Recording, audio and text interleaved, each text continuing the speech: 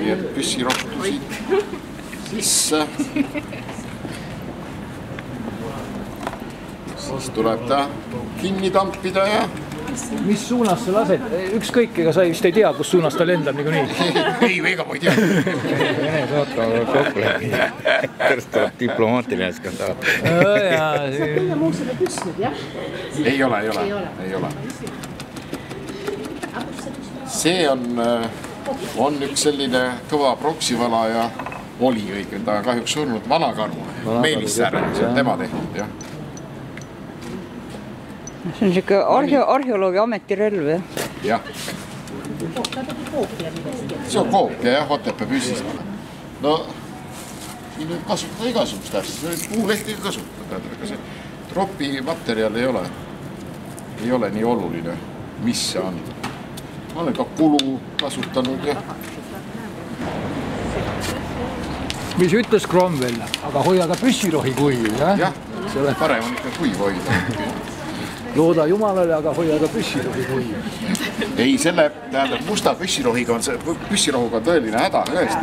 Ta on saltpeeter, põhiosa on saltpeeter ja see võtab õhust niiskust sisse. Ja nüüd üritan siis pool viltu lüüa, et mõni säde siis selle nii-öelda hõõguma paneks.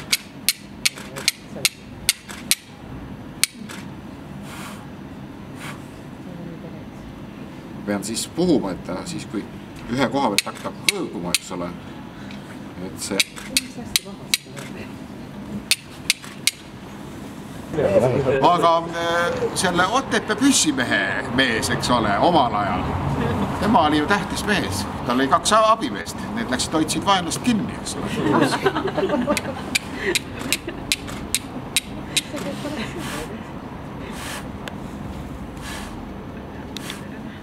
Oi, vaat kui tubli ma olen.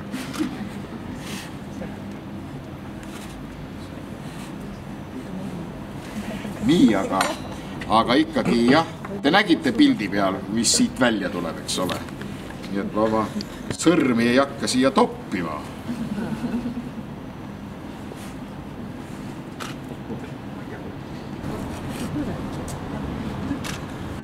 Nii, võt see Vene saatud oli see.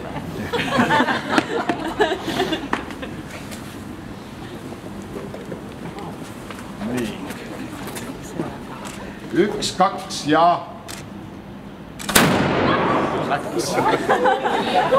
Oh. Oh. Oh. Rahutuvid hakkasid lendama.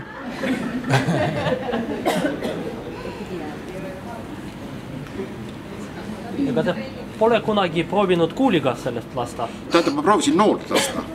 Aha. Sest omal ajal lasti nooli üpris palju ka just esialgu.